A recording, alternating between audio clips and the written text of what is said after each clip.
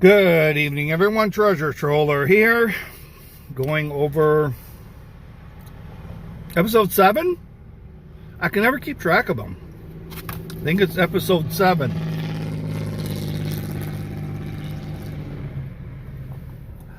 Sorry about that. Had to take a drink.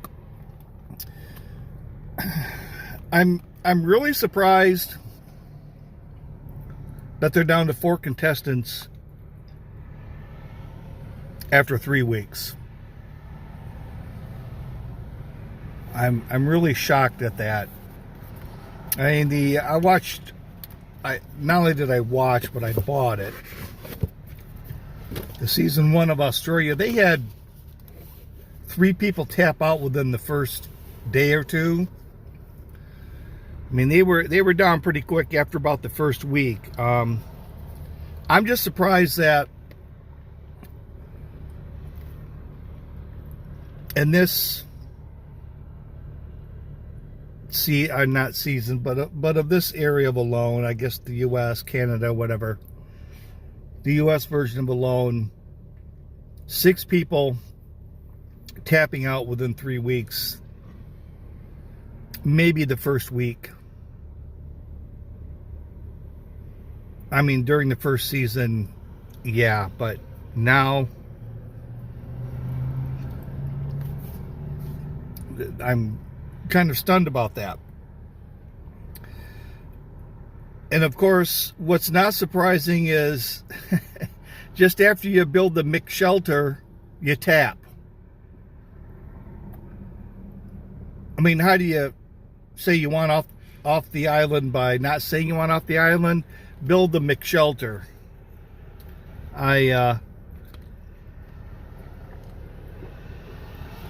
I'll never quite understand that one. I mean, he was a good candidate to leave last week at MedCheck. And I mean, they did everything they could. I mean, this truly was a legitimate him tapping. He was doing everything he could to get them to medically take him out of the game. Oh, it hurts when I do this. It hurts when I do that. I mean, maybe you do some like low weight, high rep stuff in the weight room before you come on here, because you can't just walk out to Alone and start hauling around logs and digging holes for your McShelter floor and not feel the stress of it or the strain. And I'm trying to come up with a new term. Maybe we'll work with it for a while. I'm not going to hold myself to this one, but they have that drop shock. But another one's got to come up with something like priority paranoia, where they have a plan, and then once they get there, it all changes. The shelter changed. Isaiah's shelter changed. And then we get to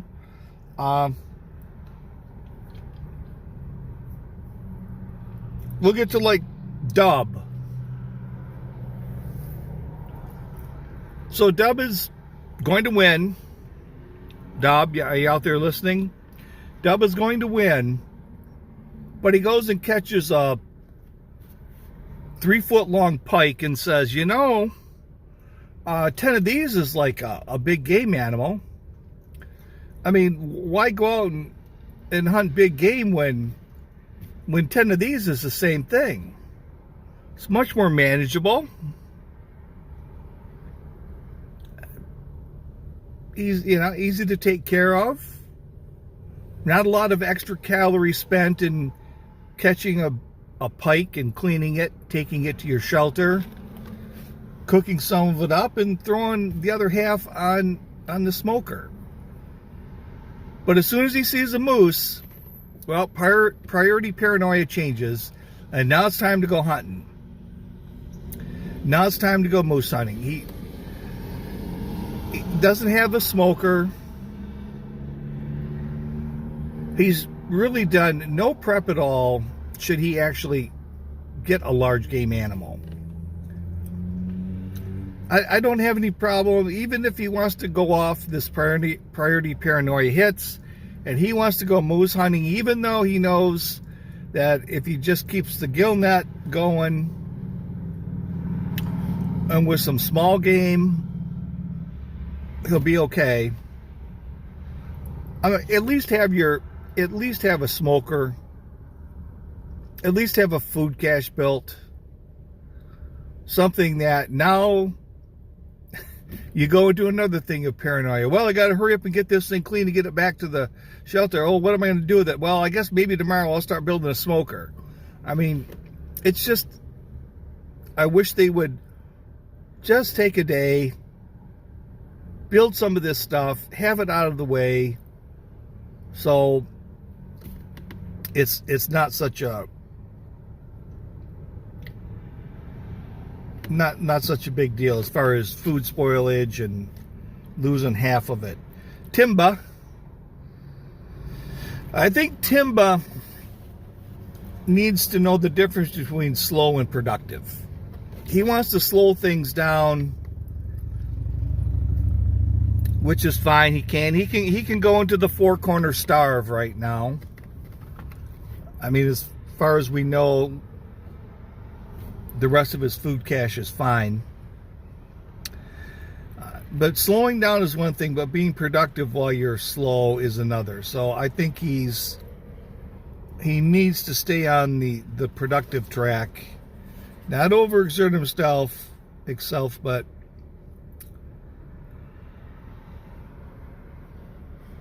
you got to keep things going. Also, got to give the guy major props for his ability to pee high. I mean, hey, you never know these wilderness guys. You know, they've got these special talents from being able to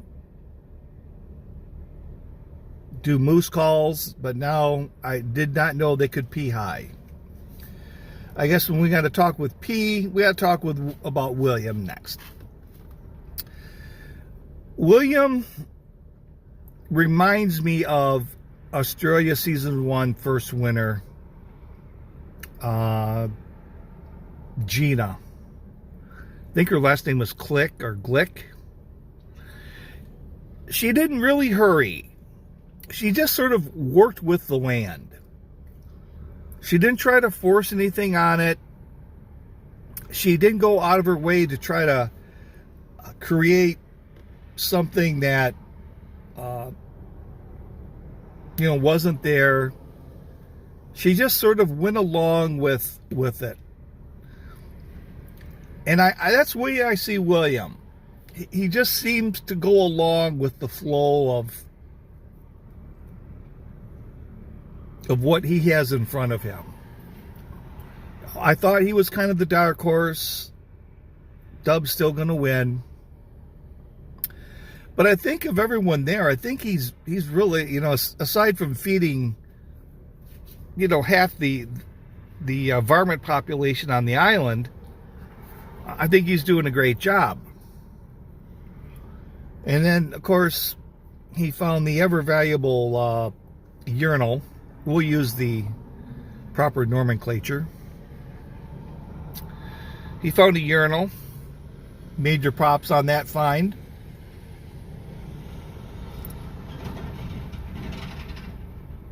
And then we have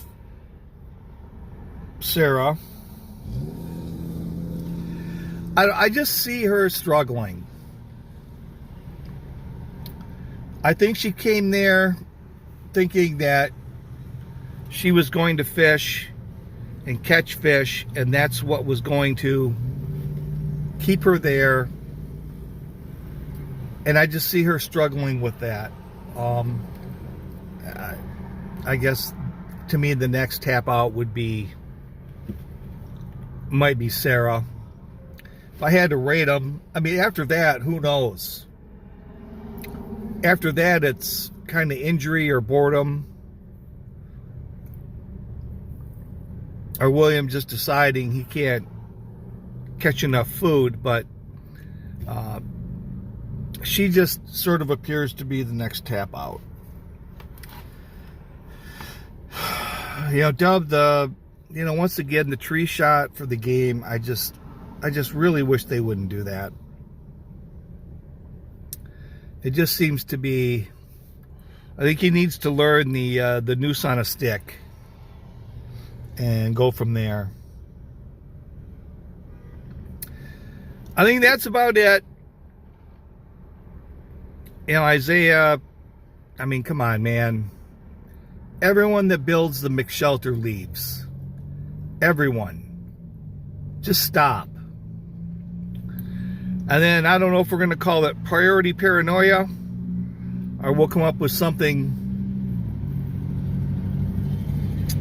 better during the season, but they just seem to start thinking and everything changes. Priority paranoia convinced him to build that McShelter. Priority paranoia is telling Dub, even though 10 fish equals a big game, go moose hunting. And so we'll have to see if those things change. So I think William's kind of right now doing the best as far as adapting to the environment, taking what's given him. Sarah's struggling.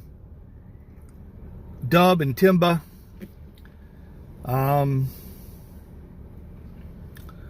they're just doing what they do. They're making an impression. So maybe we'll see another moose kill here in the next. So let me see. The next episode, I guess it's going to be Dub trying to track it and everything, and then we'll see the shot, and then that's when episode 8 will end. So maybe episode 9 we find out if someone's got a moose or not. Speculation. Just speculation. So this is Treasure Troller saying aloha and good day.